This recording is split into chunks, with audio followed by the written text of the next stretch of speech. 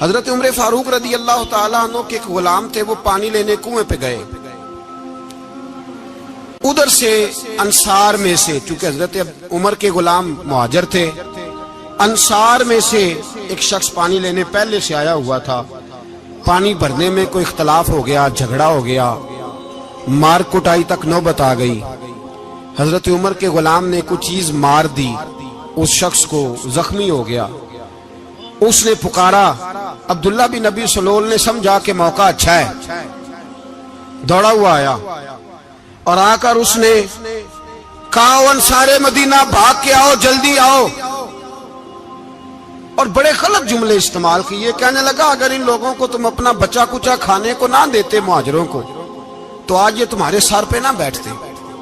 معاذ اللہ، ایسی باتوں پہ کہا کریں. بولے یہ روزمرہ کی گفتگو میں عادت بنائیں، کوئی ایسی بات کرنی ہو تو معاذ اللہ استغفر اللہ کہہ کے کرنی چاہیے. اس نے کہا کہ معاذ اللہ اب ان کو بچا کچا نہ دیں تو یہ ہمارے سر پہ نہ بیٹھتے. شور کیا اس نے. ہمارے ہاں بھی سیانے بندے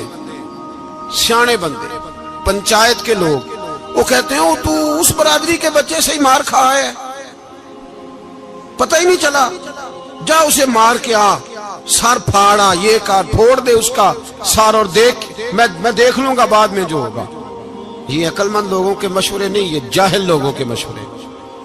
ناراض نہ ہونا، پر یہ نبی پاک صلی اللہ علیہ وسلم نے فرمایا ہے، حضور کا فرمان ہے. یہ کن لوگوں کا کام ہے؟ بول کے بتائیں، بول کے. پڑھے لکھے سیانے بندے اس طرح کے مشورے یہ بالکل نہیں دیتے، جاہلوں کا کام. پکارا، مہاجر سارے اکٹھے ہو گئے، انصار سارے آ گئے. اور جب انصار آئے تو مہاجرین کو بھی پکارا، مہاجر بھی آ گئے. اب وہ گتھم گتھا ہونے لگے تو کسی نے جا کے محبوب پاک کے کان میں کہا یا رسول اللہ وہاں تو مہاجر انصار لڑنے لگے. وہ پرانی لڑائیاں پھر سے جاگ گئی ہیں. نبی پاک تشریف لائے، حضور نے وہاں لفظ بیان کیے، فرمایا یہ تم نے کیا جاہلوں جیسا کام شروع کیا ہوا ہے؟ یہ کون سا کام ہے؟ اللہ کرے ہم سب اس کام سے باز آ جائے، آمین تو کہنا. اور تو اس برادری دے منڈے کوئی مار کھائیں. برادری کیا ہوتی ہے؟ برادری تو تعارف کے لیے. اونچ نیچ کہاں سے آ گئی؟ کہا میرے رسول پاک علیہ الصلوۃ والسلام نے فرمایا تم جاہلوں جیسے کام کر رہے ہو. صلح کرائی، بات رفع دفع کرائی، لوگ چلے گئے، معاملہ ٹھنڈا ہو گیا. لیکن عبداللہ بن سلول نے کہا کہ میں یہ موقع خالی نہیں جانے دوں گا. پھر گیا اور جا کے انصار مدینہ سے کہنے لگا ایک دفعہ جا لینے دو مدینے، تم نے میری بات نہیں نہ سنی تو جو وہاں بڑے سردار بیٹھے ہیں ان سے بات کروں گا، اور معاذ اللہ ثم معاذ اللہ ہم ان بے عزت لوگوں کو مدینے سے نکال دیں گے، وہاں صرف عزت والے رہیں گے. یہ غلط جملے اس نے ادا کیے جس کو قرآن پاک نے سورہ منافقون میں بیان فرمایا ہے. اس نے یہ بات کی. ایک صحابی تھے حضرت زید رضی اللہ تعالیٰ عنہ، وہ سن رہے تھے. آ کے عرض کی یا رسول اللہ صلی اللہ علیہ وسلم عبداللہ بن ابی سلول تو اس طرح کہہ رہا ہے کہ مدینے جا کے عزت والے دوسروں کو نکال دیں گے، اور تم اگر اپنا بچہ انہیں نہ دیتے تو معاذ اللہ آج ایسا نہ کرتے. حضرت عمر نے بھی سن لیا. حضرت عمر نے بات سن لی، تلوار نکالی اور دوڑے. حضور نے بازو پکڑا، فرمایا کدھر جا رہے ہو؟ کہا یا رسول اللہ اگر آج سزا نہ دی تو کل اور بات بھی کرے گا، اور اگر آج ایک قتل ہو گیا تو باقی سیانے بن جائیں گے. یا رسول اللہ مجھے چھوڑے، میں ماروں گا. حضور نے فرمایا عمر چپ کر، وہ جھوٹ موٹ کا کلمہ پڑھتا ہے، لوگ کہیں گے کہ محمد ابن عبداللہ نے اپنے ساتھی مارنے شروع کر دیے. چپ کر، حوصلہ کر، صبر کر، دلیری کر. حضرت عمر کہتے ہیں میری حضور کے کہنے پر میں ٹھہر تو گیا، پر وہ میرے اندر جو آگ لگی ہوئی تھی ٹھنڈی نہیں ہو رہی. کہتے ہیں میں چپ تو کر گیا. نبی پاک علیہ الصلوۃ والسلام نے پوچھا عبداللہ بن ابی سلول سے تو نے یہ کہا ہے؟ کہنے لگا حاشا وکلا میں نے بات ہی نہیں کی. ہاں.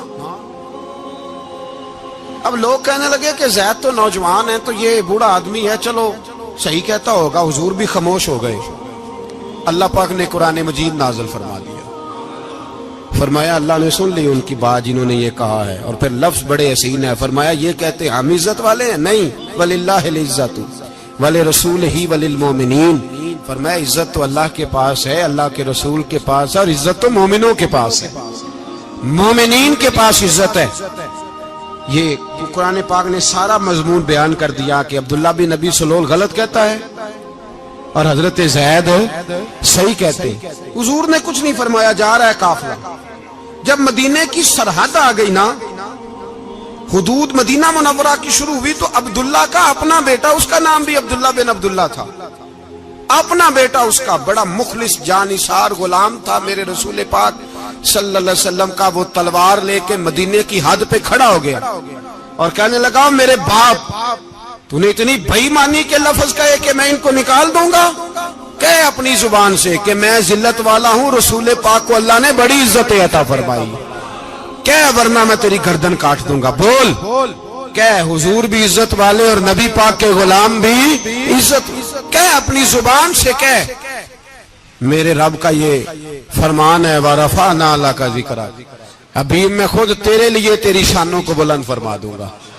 تو کہے تو دشمن ہو کے کہنے لگا میرے بیٹے مجھے معاف کر دے, مصطفیٰ تو بڑی عزتوں والے, ان کے غلام شانوں والے. جب بیٹا تلوار لے کے سامنے کھڑا ہوا, شہرت ہوئی, اب نبی پاک نے حضرت عمر کی طرف دیکھا, کہا عمر تیری بات صحیح تھی, اب جو ہوا یہ زیادہ صحیح تھا. وہ میں نے تجھے کہا حوصلہ کر, تدبر کر, وقت کا انتظار کر, یہ صحیح ہوا کہ وہ صحیح تھا. تو حضرت عمر فاروق کہنے لگے, یا رسول اللہ میں گواہی دیتا ہوں آپ واقعی اللہ کے سچے رسول ہیں صلی اللہ علیہ. اتنی اچھی رائے. وقت فیصلہ کرتا ہے, تدبر سے چلے, دانائی سے چلے, علم پیدا کریں, بردباری. ہمیں کئی دفعہ سجدہ صاف کرنا پڑتا ہے, ہم جو کہتے ہیں بات اس کے الٹ نکل آتی ہے. ہم کسی شخص کے بارے میں کچھ تبصرہ کر بیٹھتے ہیں, کچھ عرصے کے بعد ہمیں پتا چلتا ہے کہ وہ تو ایسا تھا ہی نہیں, ہم نے غلط بات کر. ہم بغیر تحقیق کے, بغیر تفتیش کے, حوصلہ نہ ہونے کی وجہ سے, صبر نہ ہونے کی وجہ سے ہم بہت سارے کام کر گزرتے ہیں, پھر ہمیں نقصان ہوتا ہے. اپنی زندگی میں حلم نہ چھوڑے, حوصلہ نہ. لڑائیاں ہوتی ہیں نا گھروں میں, اس کی وجہ خامد ہوتا ہے, بیوی نہیں ہوتی. یہ بات گھر جا کے بتانا کہ آج انہوں نے کہا. لڑائی کی وجہ کون ہوتا ہے؟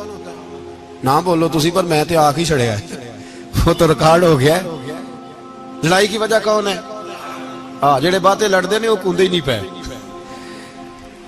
وجہ کون بنتا ہے جی؟ کیوں بلا؟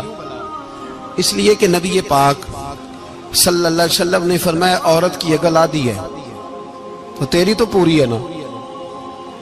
جس کا مطلب ہے لڑائی اگر بچ سکتی تھی تو مرد کی وجہ سے بچ سکتی تھی, گھر میں امن ہو سکتا تھا. کہتے ہیں یہ بڑی بیوقوف ہے, میری سنتی نہیں. تو میں نے کہا جو اس سے بحث کر رہا ہے وہ سیانا ہے؟ بولیں. جو بحث کر رہا ہے وہ عقل مند ہے؟ بندہ تو چلو تھا وہ دانشور, شیکسپیئر, باتیں بعض اوقات اس کی کچھ ایسی ہیں. اس سے کسی نے پوچھا تھا عورتوں سے کون جیت سکتا ہے بحث میں, تو اس نے کہا تھا وہ جو ان سے بحث نہ کرے, جو ان سے بحث. تو بھائی تو وجہ اس لیے کہ حوصلہ تو نہیں کرنا تھا. نبی پاک علیہ السلام نے فرمایا بی بی ٹیڑھی لکڑی ہے, سیدھی کرنے کی کوشش کرو گے تو ٹوٹ جائے گی. سیدھی تو پھر کتنا بیوقوف ہے جو پتھر سے سر رگڑ رہا ہے, کتنا نادان ہے جو یہ حرکت کر رہا ہے, دریا میں چھلانگ لگا کے کہتا ہے ڈوبوں گا نہیں. تو بھائی حوصلہ پیدا کرے, علم پیدا کرے. بہت ساری ایسی باتیں کرے کہ جس میں اشتعال آئے گا. فٹافٹ 3 لفظ طلاق کے دے دیے, اب بھاگا گیا مفتی صاحب کے پاس, او ہو 4 بچوں کا کیا بنے گا. اور یہ بات پکی ہے کہ بچوں کو صرف ان کی ماں ہی پال سکتی ہے, ان کی ماں. اور بات مجھے نہیں بھولتی, ایک شخص نے بیوی کو طلاق دے کے دوسری شادی کی. اس کا بیٹا تھا 10 سال کا. تو اس نے اپنے بیٹے سے کہا کہ بیٹے بتا پرانی اماں صحیح تھی یا یہ صحیح ہے؟ اس نے کہا نہیں ابا وہ تو جھوٹ بڑے بولتی تھی, یہ صحیح ہے. وہ جھوٹی تھی, وہ جھوٹ بڑے بولتی تھی میری سگی اماں, یہ سچ بولتی ہے. اس نے کہا وہ کیسے؟ کہنے لگا اس لیے کہ میں کوئی شرارت کرتا تھا تو میری سگی اماں مجھے تھپڑ مارتی تھی اور کہتی تھی تجھے روٹی نہیں دے رہی, جا دوڑ جا گھر سے. تو میں دوڑ جاتا تھا تو جھوٹ بولتی تھی نہیں دینی, پھر آدھے گھنٹے کے بعد مجھے ڈھونڈنے لگ جاتی تھی, ڈھونڈ کے لاتی تھی, پھر میری منت کرتی تھی, پھر مجھے کہتی تھی نہ مجھے ستایا کر, پھر میرا ماتھا چومتی تھی، پھر میری مرضی کا کھانا بنا کے دیتی تھی، پھر میرے منہ میں لقمے ڈالتی تھی۔ جھوٹی تھی، پہلے کہتی ہے نہیں دینی، پھر پیچھے بھاگتی ہے۔ یہ سچی ہے، میں شرارت کرتا ہوں تو تھپڑ مار کے نکالتی ہے، پھر میں منتیں کرتا ہوں پر روٹی نہیں دیتی، پیر پکڑتا ہوں نہیں دیتی، سچ بولتی ہے، اپنی بات پہ ڈٹ جاتی ہے۔ او بھائی، بچے اس کی ماں ہی پال سکتی ہے، تو نے 3 جملے کہتے سوچا ہی نہیں، تیرا کا گیا تو یہ تو نئی بیوی ملے گی، اور اس کا بھی کیا گیا، اس کو بھی شاید شوہر مل جائے۔ ان پھولوں کی پرورش صرف ان کا مالی کر سکتا ہے، دوسرا کر سکتا تو نے حوصلہ ہی نہیں کیا۔ ٹھیک ہے غلطی بیوی کی تھی، پر تو مرد تھا نا، تیرے پاس تو دلیری تھی، فٹافٹی 3 طلاق کے جملے کہہ دیے۔ اور میرے رسول پاک علیہ السلام نے فرمایا جائز کام بڑے ہیں، پر طلاق جائز تو ہے، پر میرے رب کو پسند نہیں، اللہ کو پسند۔ تو نے مالی بگا دیا جس نے تیرے گھر کا باغ سینچنا تھا۔ تو بھائی یہ حوصلہ نہیں، درجنوں طلاقیں، 20 کیس، اور ابھی وہ شادی کے پورے کپڑے نہیں پہنے تو طلاق پہلے۔ اس کی وجہ یہ کہ حوصلہ نہیں، صبر نہیں، رضا نہیں، ہم احساس نہیں کرتے۔ اگر تو یہ سمجھ جائے کہ بس اللہ نے جو میرے لیے بہتر سمجھا مجھے دے دیا، صحیح ہے، میری آزمائش ہے، کیا ہے، کچھ ہے جو اس نے بہتر سمجھا مجھے، اس نے، پھر تو سکھی ہو جائے، تیرے لیے جینا آسان ہو جائے، پھر تو بہت ساری پریشانیوں سے، آزمائشوں سے دور ہو جائے۔ میرے نبی پاک علیہ السلام نے ہمیں حوصلہ کرنے کا حکم دیا، دلیری۔ 2-3 سال، شاید پچھلے سال یا اس سے پچھلے سال حج کے موقع پہ نا، ہمارے پاکستان میں تو بڑے بڑے انوکھے واقعات ہوتے ہیں، سننے سے کیا، میں کہتا ہوں وہ عبرت کے لیے ہوتے ہیں۔ جعلی ویزے لگوا دیے حج کے کسی ایجنٹ نے، اللہ کے مہمانوں کو بھی لوگ لوٹ لیتے ہیں، معاذ، جعلی ویزے لگوا دیے۔ اور مزے کی بات یہ ہے کہ پاکستانی ایئرپورٹ سے گزر بھی گئے وہ ویزے والے، اور احرام باندھے لوگ جدے پہنچ گئے۔ 4 آدمی تھے، انہوں نے ویزا دیکھا تو کہا نقلی، آپ کو واپس جانا پڑے گا۔ اگلی فلائٹ سے وہ لوگ واپس آئے۔ آپ مجھے بتائیے، ان کی جب وہ چھوٹے چھوٹے کلپ آئے، میڈیا نے ان کی باتیں سنی تو ان کے آنسو نہیں تھمتے تھے۔ ایک آدمی احرام باندھ کے گیا ہے، معمولی سمجھتے ہیں آپ؟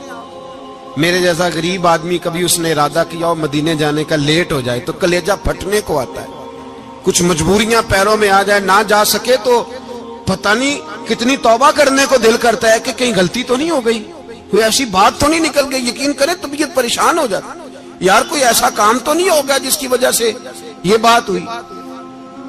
4 آدمی لوٹ آئے، حالات خراب ہو گئے، لوگ رو رو کے قصے سناتے تھے، لیکن میرے رسول پاک علیہ السلام کا حوصلہ دیکھو۔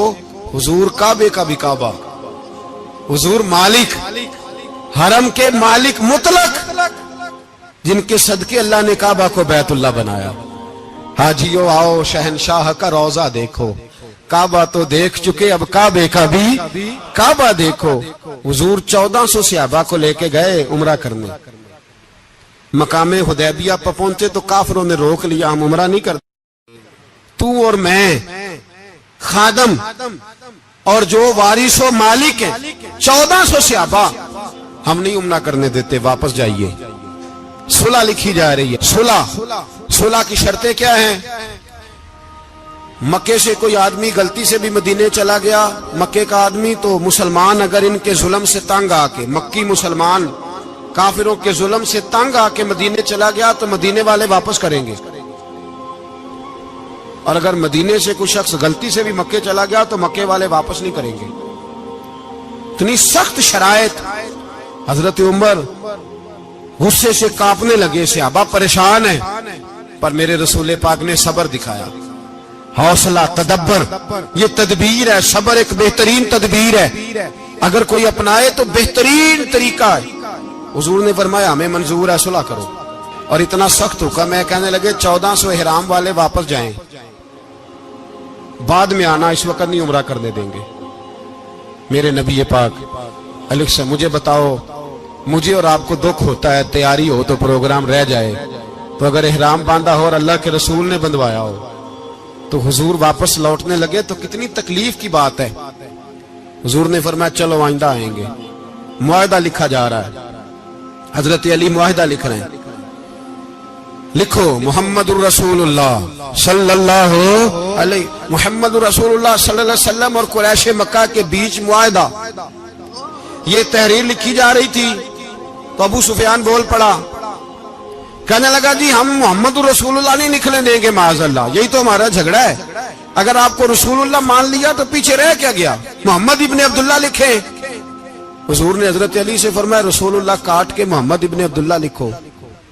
حضرت علی لکھ رہے تھے, محمد رسول اللہ لکھا تھا, فرمایا رسول اللہ کاٹ کے محمد ابن عبداللہ لکھو. تو حضرت علی کہنے لگے حضور مجھے یہ لفظ کاٹنا نہیں آتا, حضور مجھے یہ لفظ کاٹنا. کسی صحابی نے اعتراض نہیں کیا کہ لکھنا آتا تھا, کہا مجھے کاٹنا. حضور نے دوبارہ کہا علی کاٹ دو. کہا یا رسول اللہ مجھے یہ لفظ کاٹنا نہیں آتا. میرے حبیب نے تیسری دفعہ کہا علی کاٹو. تو شیر خدا نے قلم چھوڑا, ہاتھ باندھے اور کھڑے ہو کہنے لگے محبوبہ مجھے تیرے قصیدے لکھنے آتے ہیں, کاٹنے کوئی نہیں آتے. میں مجبور ہوں, مجھ سے نہیں ہوتا. کوشش کرتا ہوں, نہ قلم اٹھتا ہے نہ ہاتھ چلتا ہے. میرے حبیب پاک نے قلم پکڑا اور لفظ رسول اللہ خود کاٹ کے محمد ابن عبداللہ کرایا. بھائی وقت گزر گیا, صلح ہو گئی. یہ تدبر, یہ حوصلہ, یہ تدبیر میرے نبی نے فرمائی. اب تو 1400 کو مکے نے نہ داخل ہونے دیا, لیکن 1 سال ہی گزرا, تھوڑا ہی وقت گزرا, میرے رسول پاک 10,000 کو لے کے مکے میں داخل ہو گئے. 10,000 اس نے فائدہ دیا. حکمت کیا تھی, تدبر کیا تھا؟ قریش روز لڑائی کرنے آ جاتے تھے, تبلیغ ہی نہیں کرنے دیتے تھے. ان سے صلح ہو گئی تو نبی پاک نے کیسر کو خط لکھا, کیسر روم کو, ہرکل کو. دور دراز تبلیغ پھیل گئی, مسلمان 100,000 سے زیادہ ہو گئے. ان کی طرف سے اب وہ لڑائی بند ہو گئی. میرے حبیب پاک علیہ السلام کے حوصلے نے کمال دکھایا, اس تدبیر نے فائدہ دیا امت مسلمہ کو. 10,000 کا لشکر لے کے حضور کعبے میں داخل ہوئے. کل جو ابو سفیان کہتے تھے نا محمد رسول اللہ لکھنے نہیں دوں گا, آج وہ خود کہہ رہے تھے اشہد ان لا الہ الا اللہ واشہد ان محمد رسول اللہ صلی اللہ علیہ. کل جو کہہ رہے تھے کہ میں یہ لفظ نہیں لکھنے دوں گا, آج ابو سفیان کی حویلی میں لاکھوں لوگ, ہزاروں لوگ بیٹھے تھے اور سارے کہہ رہے تھے محمد الرسول اللہ محمد الرسول اللہ محمد الرسول اللہ صلی اللہ علیہ وسلم. میرے محبوب کی تدبر نے, فقاہت نے, اور پھر کمال ہوا. 1400 کہاں اور 1,44,000 کہاں, 1400 کہاں اور 1,44,000. 1400 کو نہیں جانے دیا عمرہ کرنے, میرے رسول پاک 1,44,000 کو لے کے حج کرنے چلے گئے. حضور نے حج کیا, ہر طرف لبیک لبیک کی صدائیں بلند ہوئی. یہ میرے نبی پاک کا تدبر ہے, حوصلہ ہے. اگر وقتی طور پہ حوصلہ کر جاؤ گے, دلیری کر جاؤ گے, آنے والا وقت آسان ہو جائے. حوصلہ نہیں, صبر نہیں, سکون نہیں, 2-4 باتیں, یہاں تک کہ لوگ ابا جی کی بات برداشت نہیں کرتے, ایسے جملے کہہ دیتے ہیں جو دوبارہ پلٹ کے نہیں آتے. ماں کو لفظ نہیں بولتے, باپ کی روح تک چھلنی کر دیتے ہیں وہ جملے. لیکن لوگ اس وقت حوصلہ کرنے, اور ہم پنجابی لوگوں نے تو گنجائش ہی بڑی دے دی ہے. کہتے ہیں بچہ ہے جے, ایک ہی ہے, ایک بھی حوصلہ کرے کی ہے ماشاءاللہ. تو اگر جوان ہو گیا تو کہتے ہیں گرم خون ہے, مکہ کب. اگر بوڑھا ہو گیا تو کہتے ہیں بوڑھوں میں حوصلہ نہیں ہوتا, نہ بچے میں نہ تو کس میں حوصلہ ہوگا؟ بولے کسی میں بھی نہیں. چھٹی سب کو فتویٰ مل گیا نا, یہ بچہ ہے جی, ابھی یہ تو بچہ ہے, آپ تو سیانے بیانے ہیں, یہ بچہ ہے. کمال ہو گئی ہے بھائی, کیا مطلب ہے بچہ ہے؟ بچے کو سارا پتہ ہے, ہر چیز اسے آتی ہے, حوصلہ کرنا ہی نہیں آتا. اور پھر کہہ دیا وہ تو گرم خون ہے. وہ کیا بات کرتے ہو, گرم خون؟ ابے کے گلے پڑ گیا گرم خون, اس کو کھڑا کرو نا ایس پی کے سامنے اور اس کو مار تھپڑ اس کے منہ پہ, تیرے گرم خون کا پتہ چلے. غریب کے یہ گلے پڑ گئے, اس کو کھڑا کرو ایس او کے سامنے, پھر پتہ چلے گا خون کتنا گرم ہے. وہاں بالکل چپ ہے, بالکل خاموش ہے. اور گرم خون اس کا صرف اماں کے لیے, جلال صرف رہ گیا اگر غریب گھر کی بیٹی بیاہ کے لایا تو صرف اس کے لیے. کوئی ایسی بات نہیں. ہم بڑے سیانے, ہمارا غصہ بڑا سمجھدار ہے, ہمارا وہ گرم خون بڑا سیانا ہے. وہ جہاں دیکھتا ہے کہ معاملہ ہلکا ہے تو وہاں وہ گرم خون جلال میں، اور جہاں دیکھتا ہے کہ سامنے والا تگڑا ہے تو وہاں وہ گرم خون فوراً ٹھنڈا ہو جاتا ہے۔ حوصلہ پیدا کرے، زندگی حوصلے مند لوگ جیتے، جو حوصلے مند نہیں ہوتے وہ تو زندگی کا ایک سال لطف سے نہیں جی پاتے۔ حوصلہ کریں، مسکرائیں۔ میرے نبی پاک صلی اللہ تعالی علیہ وسلم نے نا عثمان بن طلحہ کعبے کی چابی ان کے پاس ہوتی تھی، حضور نے ایک دن فرمایا عثمان، اچھا یہ نہیں تھا کہ عثمان خاص لوگوں کو چابی کعبہ کھول کے دکھاتے تھے، بلکہ ان کو قریش کی جانب سے یہ حکم تھا کہ جو بھی تجھے کہے تو نے کعبے کا دروازہ کھول دینا۔ نبی پاک علیہ الصلوۃ والسلام نے نا ہجرت سے 2-4 دن پہلے کہا کہ عثمان ذرا چابی دو، میں نے کعبہ اندر سے دیکھنا ہے۔ بڑے ٹھنڈے دل سے ذرا سننا، ادھر دیکھو میری طرف، ادھر دیکھیے گا ذرا میرے بھائی۔ میں نے ایک بندے سے کہا یار پانی کی بوتل دینا دکاندار سے، ایک ہے اس نے کہہ دیا نہیں میرے پاس۔ اس بات کا کوئی غصہ بولیے، اور اگر وہ کہے سارے زمانے کو ملے گی آپ کو نہیں دینی، پھر بولے میرا خیال ہے چپ کر کے ہنس کے آ جائیں گے، سوال ہی نہیں پیدا ہوتا۔ ہم کہیں گے مجھے نہیں نہ دینی، تو نے تو دکان اٹھا یہاں سے بند کاری سے، کیا مطلب ہے سب کو دینی ہے تجھے نہیں دینی، کیا معنی ہے اس کا؟ لے کے جاؤں گا، جھگڑا ہوگا، بحث کریں گے۔ عثمان بن طلحہ سے حضور نے فرمایا دروازہ کھولو، کعبہ دیکھنا ہے۔ عثمان کہنے لگا میں ساری دنیا کو دکھاؤں گا، آپ کو نہیں دکھاؤں گا۔ کتنی سخت بات ہے، پر قربان جائیں رسول اللہ کے حوصلے پہ صلی اللہ علیہ۔ عثمان کہتے ہیں میں نے یہ بات کی تو نبی پاک مسکرانے لگے، اور میں اچھا نہیں دینی، تو حضور نے نا مسکرا کے اور میری کمر پہ تھپکی دی، فرمایا اچھا یاد رکھنا یہ چابی میں تجھ سے لے لوں گا، اور جس کو میرا دل کرے گا میں اس کو دوں گا۔ عثمان کہتے ہیں روز رات کو نبی پاک کے یہ جملے میرے کانوں میں گونجتے تھے کہ حضور نے فرمایا۔ کہتے ہیں جس دن پتا چلا نا نبی پاک 10,000 کا لشکر لے کے آ رہے ہیں، تو ابو سفیان میٹنگیں کر رہے تھے، مکے کے سارے سردار تیاری کر رہے تھے، اور میرے کانوں میں ایک ہی لفظ تھا کہ حضور نے فرمایا میں چابی لے لوں گا، پھر جس کو میں چاہوں گا اسے دوں گا۔ عثمان کہتے حد ہو گئی، وقت گزر گیا، حضور آ گئے، طواف فرمایا، اور طواف کے بعد میرے نبی پاک علیہ السلام نے فرمایا بلاؤ نا ذرا عثمان کو۔ عثمان کہتے ہیں میں چابی لے کے آیا تو دوسرا جملہ کوئی نہیں۔ ساڈے نا کوئی بندہ مشورہ دے وے اودی نہ منیے، تے جے کام مونج ہو جے نا، جن جو نے مشورہ دیتا سی تے او نال ہی غوث پاک بن جاندا ہے۔ تینوں آکھیا سی نا، فوراً ہی داتا علی اجمیری ہو جاندا ہے۔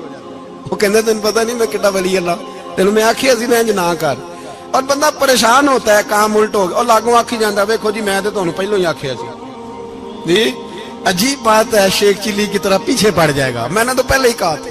او بس کر یار، اب تو خواجہ معین الدین اجمیری ہو گیا، بس کرو۔ مشورہ ہی ہوتا ہے، کسی کا مل جاتا ہے اور کسی کا نہیں لیا جاتا۔ فوری طور پہ بندہ اٹھ کے نا تو ولایت کی 4تھی سیڑھی پہ چڑھ جائے گا، کہے گا میں تو اب دالے وقت ہوں، میں کتب دورہ ہوں، میں نے تجھے کہا نہیں تھا۔ اب بس کر یار، کئی دفعہ مشورے صحیح ہوتے ہیں، کئی دفعہ صحیح۔ بولیے نبی پاک صلی اللہ علیہ وسلم کی احد کے دن خواہش یہ تھی کہ اندر رہ کے لڑنا ہے۔ جوان صحابہ نے کہا باہر جا کے لڑائی کرنی ہے، حضور نے باہر جا کے جنگ کی، بظاہر مسلمانوں کو شکست ہوئی۔ حضور نے ایک دفعہ نہیں کہا کہ میں نے تمہیں کہا نہیں تھا اندر رہنا ہے، بس ہو گیا جو ہو گیا۔ اب اس میں فٹافٹ اگلے کو حوصلہ دو، کوئی حرج نہیں یار۔ نبی پاک سب بولیے صلی اللہ علیہ وسلم، میرے حبیب پاک علیہ الصلوۃ والسلام نے نا کہا عثمان کو بلاؤ۔ عثمان آئے تو عثمان کہتے میں نے چابی دی تو میں تیار تھا کہ اب میری بات ہوگی اور رسوائی ہوگی، لیکن کہتے ہیں قربان جائیں مصطفیٰ نے تو یہ جملہ بھی نہیں کہا کہ میں نے تجھے کہا نہیں تھا، یہ بھی نہیں کہا۔ حضور نے چابی لی، کعبے کے بت صاف کیے، نماز پڑھی، واپس آئے، فرمایا عثمان میرا وعدہ تھا تیرے ساتھ کہ جس کو میں چاہوں گا چابی دوں گا، یہ لو چابی میں تجھے ہی دینا چاہتا ہوں، لے لو رکھ لو۔ عثمان کہتے ہیں وہ چابی نہیں میرے طرف آ رہی تھی، میری طرف ایمان آ رہا تھا، وہ چابی نہیں آ رہی، ایمان آ رہا تھا میری جانب۔ کہتے ہیں میرے ہاتھوں میں چابی آئی اور میری زبان پہ کلمہ توحید جاری ہو گیا۔ بھائی تدبر، حوصلہ، صبر، رضا، ہمیں تو ٹائم بھی نہیں گزارنا آتا. گھر کا ماحول، گھر کے اندر رہ کے لوگ دکھی ہیں، اس لیے کہ ہماری طبیعتوں میں حوصلہ نہیں، ایک منٹ کے لیے نہیں، ایک سیکنڈ کے لیے بھی ہم یہ برداشت نہیں کرتے کہ چلو تھوڑا انتظار کریں، وقت کو دیکھیں، موقع کو دیکھیں. میرے نبی پاک علیہ الصلوۃ والسلام پہ اتنی مصیبتیں آئیں کہ پہاڑ پہ آتی تو وہ ریزہ ریزہ ہو جاتے ہیں، لیکن کسی مقام پر بھی حضور علیہ الصلوۃ والسلام شکوہ کرتے نظر نہیں آتے. ہم غریبی کا رونا روتے ہیں، ہر چوتھا آدمی کہتا ہے بڑا غریب ہوں، لیکن میرے نبی پاک علیہ الصلوۃ والسلام نے چوتھے دن کھجور کھائی، سرکہ کھایا ہے اور موٹے بان کی چارپائی پہ آرام کیا. حضرت عمر نے کہا حضور کتنی تکلیف ہے؟ فرمایا عمر کوئی تکلیف نہیں، تھوڑا سا تو وقت ہے، جنت میں جائیں گے، ساری نعمتیں اللہ نے ہمارے لیے تیار کی ہوئی ہے. راضی بالرضا، راضی بالرضا، کوئی کسی قسم کا مسئلہ نہیں. ہمیں آزمائشیں آتی ہیں، تکلیفیں آتی ہیں، بیماریاں آتی ہیں، لوگ چھوٹی چھوٹی بات پر پریشان ہو جاتے ہیں، ذرا ذرا سی بات پر شکوہ کرتے ہیں. میرے رسول پاک علیہ السلام نے فرمایا جب میرا رب کسی کو بیمار کرتا ہے تو 2 فرشتوں کو بھیجتا ہے، جاؤ میرے بندے کی تیمارداری کر کے آؤ. اللہ اکبر، خود رب بھیجتا ہے، جاؤ میرے بندے کی. تو مجھے بتائیے جب اللہ بھیجے تو پھر تندرست خوش نصیب ہوا کہ بیمار؟ جی تندرست پھر خوش نصیب کون ہوا؟ میرے نبی پاک صلی اللہ علیہ وسلم نے فرمایا رب 2 فرشتے بھیجتا ہے، فرماتا ہے پتہ کر کے آؤ میرے بندے کا اس کا کیا حال ہے. حالانکہ اللہ سارا ہی جانتا ہے. فرشتے آتے ہیں، واپس جاتے ہیں، رب کریم پوچھتے ہیں بتاؤ میرا بندہ کیا کہتا تھا؟ اللہ تجھے سارا ہی پتہ ہے، پر ہم سے پوچھتے تو بتا دیتے ہیں. وہ یہ کہتا تھا کہ میں اپنی رب کی رضا پہ بڑا ہی راضی ہوں. وہ تیری حمد کر رہا تھا، تیری تعریف کر رہا تھا، تیرا شکر کر رہا تھا، تیرے لیے کلمات حمد بیان کر رہا تھا. تو میرے نبی پاک علیہ السلام فرماتے ہیں، اللہ فرشتوں سے فرماتا ہے سنو پھر اگر میں اپنے بندے کو اس بیماری میں شفا دوں گا تو اس تندرستی سے زیادہ اچھی تندرستی دوں گا جو پہلے اسے عطا کی ہوئی تھی، پہلے سے اچھی صحت دوں گا. اور اگر اسے اس بیماری میں موت دوں گا تو پھر مرتے ہی اس کے لیے میں جنت کا فیصلہ فرما دوں گا. بھائی جب تو راضی بالرضا رہتا ہے، راضی بالرضا، بڑی سادی سی بات ہے بھائی. آپ گھر گئے روٹی مانگی تو اگر کسی نے کہا نا کہ اتنی تھکاوٹ ہے ٹائم پہ آیا کرے اس وقت، تو روٹی تو وہ بھی مل گئی اور اس میں لذت، وہ سکون نہیں، وہ سکون نہیں. میری اماں جی سالن پکا کے رکھ لیتی تھی تو روٹی جب بھی کوئی مانگتا تھا تو تازی بنا کے دیتی تھی، ان کی طبیعت تھی. تو میں اکثر ان سے کہتا کہ اماں جی پکا کے رکھ دیا کرو. تو کہتے تمہیں خوشی نہیں ہوتی جب تمہاری اماں تازی پکا کے دیتی ہے؟ خوشی ہوتی ہے، طبیعت میں خوشی ہوتی ہے. ان کا مزاج تھا، ذوق تھا، تو ہم سمجھتے تھے یار یہ بڑی سعادت کی بات. تو آپ گھر گئے رات کو تو گھر والوں سے کہا روٹی، تو فوراً اٹھے، فوراً، اور انہوں نے کھانا تازہ بنایا اور ساتھ یہ بھی کہا باہر سے نہ کھایا کرے بندہ بیمار ہو جاتا ہے. کتنی ٹھنڈک پہنچتی ہے آدمی کے دل کو، سکون ملتا. تو بھائی بیماری تو آپ نے کاٹ لی، لیکن ساتھ کہو ہو بڑا بیمار ہوں، میں نے تو اتنے گناہ بھی نہیں کیے، ظلم بھی نہیں کیا، کسی کو کچھ بھی. اب بیماری تب بھی کٹ گئی، پر بڑی آزمائش، مریض ڈاکٹر کے گلے پڑ رہا ہے، اس کے لواحقین جھگڑے کر رہے ہیں، بیماری وہ بھی کٹ گئی. اور ایک بیمار وہ ہے جو چارپائی پہ لیٹا ہے اور کہتا ہے جس طرح میرا اللہ راضی اسی طرح میں بھی راضی.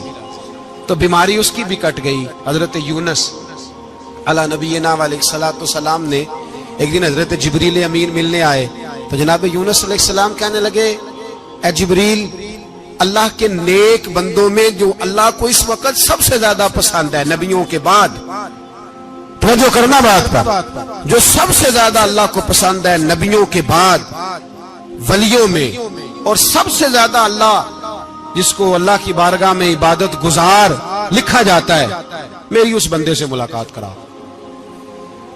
تو حضرت جبریل نے جناب یونس علیہ السلام کو ساتھ لیا تو ایک شخص کے پاس پہنچے جو آنکھوں سے اندھا تھا، دونوں ہاتھ اس کے سلامت نہیں تھے اور پورے جسم میں پیپ جاری تھی، ریشہ تھا. جب جا کے السلام علیکم کہا نا حضرت یونس نے، اس نے وعلیکم السلام کے بعد پہلا لفظ پتہ کیا کہا؟ اس نے کہا یا اللہ تیرا شکر ہے، یا اللہ تیرا آپ بھی ادا کریں اللہ کا شکر. یا اللہ تیرا شکر ہے. تو حضرت یونس علیہ السلام کہنے لگے تو شروع سے اس طرح کا ہے, نابینا بھی اور ہاتھوں سے معذور بھی اور سارا جسم شروع سے. تو بڑے ہی خوبصورت لفظ اس بیمار نے کہے. کہنے لگے نہیں حضور, میں بالکل ٹھیک ٹھاک تھا جب تک میرے رب نے چاہا کہ یہ دنیا کو دیکھے تو تب تک اس نے مجھے آنکھیں دیں, اور جب اس نے چاہا کہ اب اس کا دیکھنا بہتر نہیں تو اس نے واپس لے لی. تو یا اللہ تیرا شکر ہے, اللہ تیرا شکر ہے. پھر کہا جب تک اس نے چاہا کہ میرے ہاتھ رہے تب تک رہے, جب اس نے چاہا کہ میرے لیے بہتر نہیں تو اس نے لے لیے. تو یا اللہ تیرا شکر ہے. جب تک اس نے چاہا کہ میرا جسم صحیح و سلامت رہے تو رہا, اور جب اس نے چاہا کہ میرے لیے بہتر نہیں تو مجھے بیمار کر دیا. تو یا اللہ تیرا شکر ہے. تو حضرت یونس علیہ السلام کہنے لگے جبریل واقعہ یہ اللہ کا سب سے زیادہ شکر گزار بندہ ہے, سب سے زیادہ عبادت گزار بندہ ہے, سب سے زیادہ. میرے نبی پاک علیہ السلام نے فرمایا مومن ہر حال میں ہی نفع میں ہے. نعمت ملے تو شکر کر کے نفع, مصیبت آئے تو صبر کر کے نفع. اپنی زندگی میں تحمل, بردباری, علم پیدا کرے, حوصلہ پیدا کرے. ہر آنے جانے والے شخص کے مزاج کے مطابق اسے نہ ملے, اپنا مزاج صحیح رکھے, اپنی طبیعت کے مطابق اپنے ماحول کو برقرار رکھیں. علم کے ساتھ گزارا کرو گے تو رشتہ داروں سے بھی بنی رہے گی, دوستوں سے بھی بنی رہے گی, ہر ایک سے تعلق رہے گا. اور اگر آپ کے اندر یہ حوصلہ نہیں تو پھر سارے معاملات پریشانی کا شکار ہو جائیں گے. یہ تو آج کا مضمون تھا. ہمیں نا لوگ مشورہ دیتے ہیں, کہتے ہیں پیر صاحب درویشوں کو سیاست کی بات نہیں کرنی چاہیے. دیتے ہیں نا مشورہ لوگ, جی تھوڑا تھوڑا بول دیں, تھوڑا تھوڑا دیتے ہیں نا. اگرچہ ہم ان کی بات نہیں مانتے, اس لیے کہ اقبال نے کہا تھا جدا ہو دین سیاست سے تو رہ جاتی ہے چنگیزی. جدا ہو دین سیاست سے تو, اور پہلا فکرہ یہ ہے کہ جلال بادشاہی ہو یا جمہوری تماشا ہو, جدا ہو دین سیاست سے تو رہ جاتی ہے. اس نے کہا جب سیاست اور دین علیحدہ علیحدہ ہوتے ہیں تو چنگیز خان اور ہلاکو خان پیدا ہوتے ہیں. سیاست جب تک مسجد کے اندر رہتی ہے تب تک پاک صاف رہتی ہے, وہ گندی ہوتی تب ہے جب مسجد سے نکل جاتی ہے. حضرت علی کے زمانے تک مسجد میں رہی, پاک صاف رہی. یزید باہر لے گیا تو گندی ہو گئی. حضرت عمر بن عبدالعزیز دوبارہ مسجد میں لے آئے تو پھر پاک ہو گئی. لیکن پھر بھی ایک ساتھی نے مجھے کہا, تو اس کی بات میں سب کی باتیں نہیں مانتا, اس کی بات میری سمجھ میں آئی.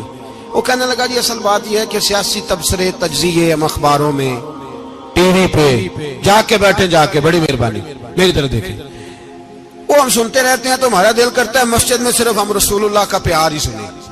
تو میں نے کہا یار تیری بات دل کو لگتی ہے, یہ بات صحیح ہے, چلو یہ نیت اچھی ہے, یہ تیرا نظریہ ٹھیک ہے, مان گئے ہم.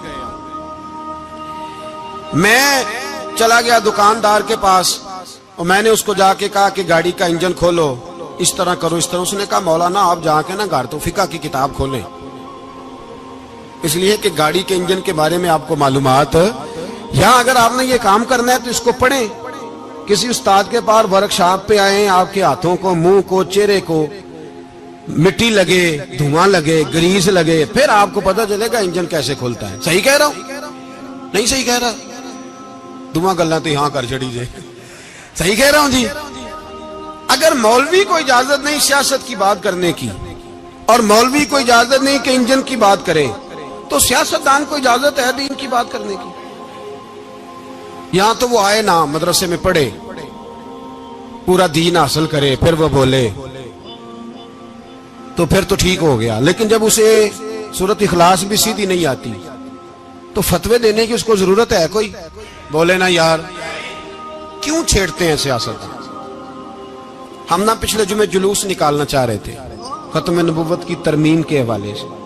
حکومت وقت نے کہا کہ ہم واپس لیتے ہیں, تو میرے بہت سارے دوستوں نے کہا جی نکالنا چاہیے. انہوں نے کیا کیوں؟ میں نے کہا یار لوگوں کو بھی پریشان نہیں کرنا چاہتے, ہماری اپنی سڑکیں ہیں, کسی کو بس ٹھیک ہے. انہوں نے واپس لے لی تو بات ختم ہو گئی, ہم مان گئے, تسلیم کر لیا. اتنا ہمارا مطالبہ ہے کہ اس آدمی کو ضرور سزا دو جس نے یہ ترمیم کی ہے. لیکن ہم نہیں کرتے, کوئی نہیں نکلے, نہیں نہ نکلے بولے. تو وزیر قانون صاحب کو کیا مصیبت بنی ہوئی ہے نیا فتویٰ دینے کی؟ کہ ہے کوئی شوق انہیں دینا چاہیے فتویٰ؟ کہتے نہیں نہیں مرزائیوں میں ہمارے درمیان تھوڑا ہی فرق ہے.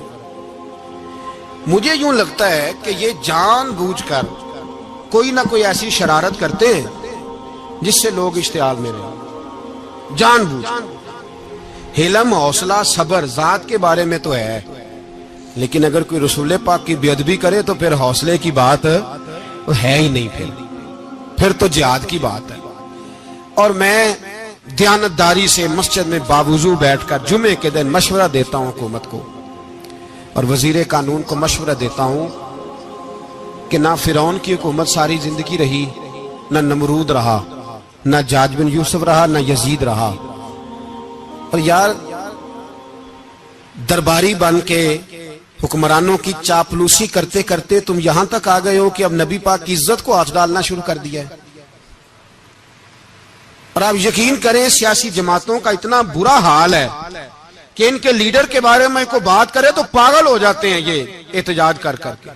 اور اس نے ڈائریکٹ کہہ دیا کہ ختم نبوت کا مسئلہ ہی کوئی نہیں، جو دین کی بنیاد ہے، کسی کو پرواہ نہیں. مجھے تو ان لوگوں کی فکر ہو رہی ہے جن لوگوں نے انہیں ووٹ دیے ہیں، وہ اللہ کو کیا جواب دیں. اور یہ اللہ ماشاءاللہ ساری سیاسی جماعتیں اس طرح کی. اور میرا وزیر قانون صاحب کو بھی مشورہ ہے کہ زندگی بڑی تھوڑی ہے، بڑی تھوڑی. اللہ سب کو معاف کرتا ہے، اپنے رسول کے غداروں کو معاف نہیں کرتا. اور یہاں تمہاری گاڑیوں پہ جھنڈے لگے ہوئے ہیں، وہاں بھی تمہارے جھنڈے لگیں گے، پر اس لیے لگیں گے کہ یہ غدار ہے ناموس رسالت. یہ جھنڈے لگیں گے. شرم کرو اور ڈر جاؤ، بس کر دو. تمہارے منہ میں اب دانت پورے نہیں رہے. کوئی شوگر کا مریض ہے تو کوئی بلڈ پریشر کا، تو کوئی ہارٹ کا، تو کوئی کینسر کا.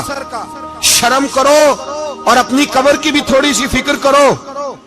بتاؤ پاکستان کے کتنے صدر گزرے، وزیر اعظم گزرے، تو ان کی قبریں کہاں ہیں؟ کوئی جاتا ہے ان کی قبروں پہ؟ کسی کو خبر ہے؟ کیوں اپنے لیے جہنم کٹھی کرتے؟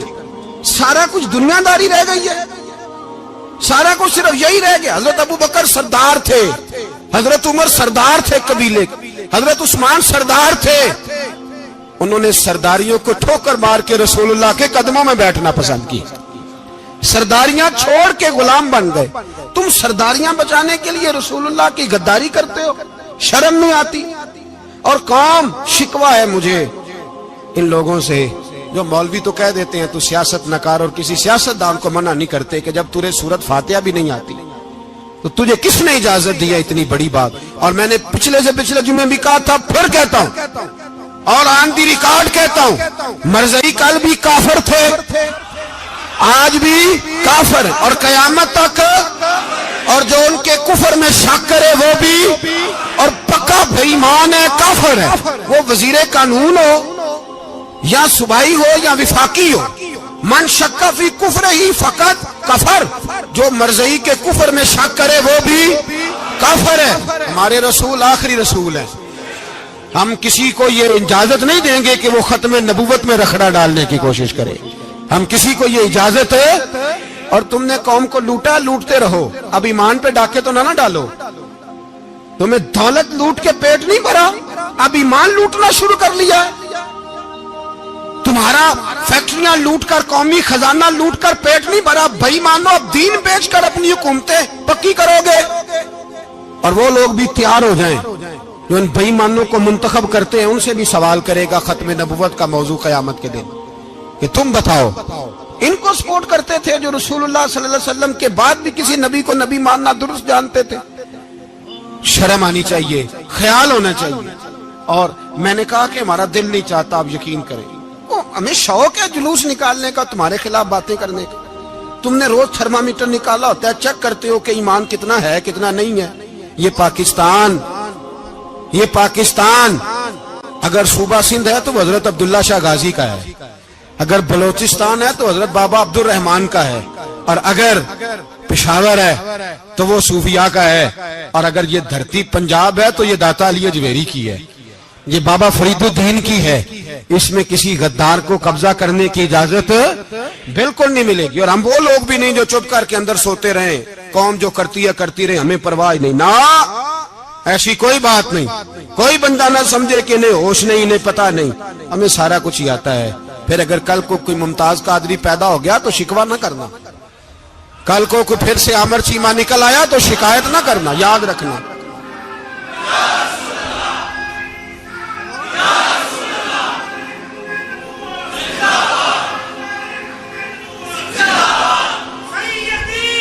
تو میرے بھائی کھل کے بولے یا نبی رسول کے صلی اللہ۔ تو یہ مشورہ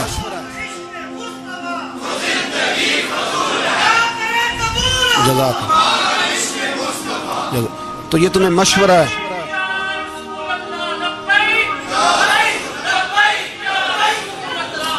میری بات سنیں، یاد رکھیں، یہ لوگ بعد میں پچھتاتے ہیں، پھر مناظرے کراتے پھرتے ہیں اس نے صحیح کیا کہ غلط کیا، پھر انہیں ہوش آتی ہے بعد میں، پھر ان کے ہواری نکل نکل کے میدانوں میں دلیلیں دیتے ہیں۔ اس لیے ہمارا مشورہ ہے انہیں کہ یہ اپنی حد میں رہیں، اور جو کام تمہارے ذمہ، میں نے کہا نا تم نے بڑا لوٹا، یہ قوم روز تمہیں موقع دیتی ہے لوٹنے کا، یہ موقع دیتی ہے، تو تم نے دولت لوٹ کے پیٹ نہیں بھرے، اب ایمان لوٹنے کے چکر میں آ گئے ہو۔ یاد رکھو مسلمان گناہگار ہیں، غدار نہیں ہیں۔ تمہیں دولت لوٹنے کا تو شاید موقع مل گیا ہے، پر ایمان لوٹنے کا موقع نہیں ملے گا، تو اس لیے اس کو لگام دو۔ اور ویسے بھی کتا جو پالتو ہوتا ہے نا، اس کو گھر کے اندر سنگلی سے باندھ کے رکھنا چاہیے۔ یہ تمہارے بوٹ چاٹتے ہیں، بھونکتے ہیں، تمہارے حق میں وزارتیں لیتے ہیں، ہم نے تو کوئی وزارت نہیں لی تم سے، اور نہ ہمیں شوق ہے اس لیے کہ ممبری کیا کرنی ہے جس کو ممبر رسول عطا کر دیا جائے، اس نے کیا کرنی ہے یہ ممبریاں جس کو پکا پکا ممبر رسول دے دیا جائے، تو اس لیے اس سے باہر آؤ۔ میں نے کہا بڑے بڑے نمرود، فرعون، قارون دفن ہے، تمہارا بھی نام تک نہیں ہوگا، بالکل نام نہیں ہوگا۔ اس لیے ہمارا مشورہ، اور آپ لوگ بھی آئے نا یہ اگلے سال، تو ان کو کھڑا کر کے پوچھ لینا، اسلامی جمہوریہ پاکستان کا تم نے ایم نے بننا ہے، پہلا کلمہ ہی صحیح سنا دو، چلو خدا کا واسطہ یہی بتا دو کہ تمہیں نماز بھی ڈھب سے آتی ہے کہ نہیں، اور آپ کی موج ہے، آپ بٹھا لیتے ہیں سر پہ، کیا کریں، سمجھانے والے مفت گناہگار ہو گئے اور بہکانے والے سب تمہارے یار ہو گئے۔ اس لیے یہ چھیڑتے ہیں جان بوجھ کے، اور پھر جب کوئی ممتاز قادری علیہ رحمہ پیدا ہوتے ہیں پھر انہیں دشواری ہوتی ہے، پھر ان کا جینا مشکل ہو جاتا ہے، یہ موقع دیتے ہیں، پتہ نہیں کس کے ایجنڈے پہ عمل کر رہے ہیں۔ میرا سوال یہ ہے، میں نے پچھلے جمعے پھر میرا سوال ہے کہ میں پوچھتا ہوں اس آدمی کو ضرورت کیا ہے ختم نبوت پر بات کرنے، جب امت مسلمہ کے متفق کا فیصلہ ہے کہ مرزائی کافر، اسمبلی نے بل پاس کر دیا کہ مرزائی، ان کو اقلیت قرار دے دیا، اور جب سے وہ اقلیت بنے نہ ہم نے ان کی عبادت گاہ جلائی، نہ ہم نے ان کو قبروں سے نکالا، نہ ہم نے، بس ٹھیک ہے جیسے عیسائی رہتے ہیں، یہودی سے کس ملک میں رہتے ہیں وہ بھی رہیں، اقلیت بن کے رہے، کوئی اعتراض، پر تم انہیں کھینچ کے کیوں قریب کرتے ہو، تمہارا کیا یارانہ ہے ان کے ساتھ، بتاؤ تو صحیح۔ ان لوگوں سے ان کو چاہیے اپنے منہ میں لگام ڈالیں، اور اگر نہیں ڈالیں گے پھر انشاءاللہ ڈالی جائے گی، اور بڑی تگڑی ڈلے گی، اور پھر ایسی ڈلے گی۔ سلمان تاثیر جب مرا تھا نا تو 5-5 لاکھ روپیہ مولویوں کو آفر کی جنازہ پڑھاؤ، 5-5 لاکھ روپیہ چھوٹے چھوٹے مولویوں کو۔ اور داتا صاحب کی مسجد کے خطیب بھی صوبائی جو تھے، وہ خطیب تھے، ملازم تھے، انہوں نے کہا کہ ایمان نہیں بیچنا، نکالنا نوکری سے تو نکال دو۔ اور بادشاہی مسجد کا مولوی جس کا پتہ ہی نہیں چلتا، کبھی کدھر چلا جاتا ہے کبھی کدھر، یہاں تو وہ بھی کھڑا ہو گیا، اس نے کہا نا ایمان نہیں بیچنا۔ گورنر ہاؤس کی مسجد کا امام کہنے لگا کہ بخشا جانا نہ جانا یہ تو رحمت الہی کا معاملہ ہے، پر اتنا گندا جنازہ نہیں پڑھنا، اتنا گندا جنازہ نہیں ہم پڑھیں گے، مرنے کے بعد تمہارے جنازے نہیں پڑھے جاتے، تمہاری قبریں خراب ہوتی ہیں، کدھر ہیں تمہاری دولتیں؟ اور وہ مولوی آج تک پتہ ہی نہیں کدھر گیا جس نے اس غلیظ کا گندا جنازہ پڑھایا۔ تو بھائی اپنی قبر حشر کو، جب جہاں تمہارے جنازے نہیں پڑھے جا رہے تو وہاں تمہارا کیا حال ہوگا۔ اس لیے ان لوگوں کو چاہیے کہ اپنی زندگی اس طرح گزاریں کہ کچھ نہ کچھ منہ لے کے سرور کائنات کے پاس چلے جائیں، ورنہ ایسا نہ ہو کہ یہاں بھی پھٹکار اور وہاں بھی پھٹکار۔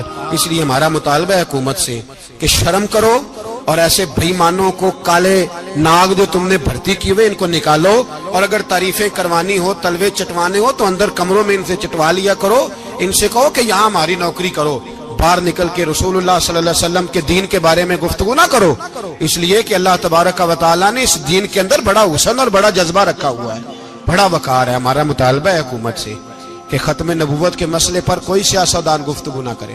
آپ تائید کرتے ہیں اس بات کی؟ اس پر کوئی سیاستدان کوئی گفتگو.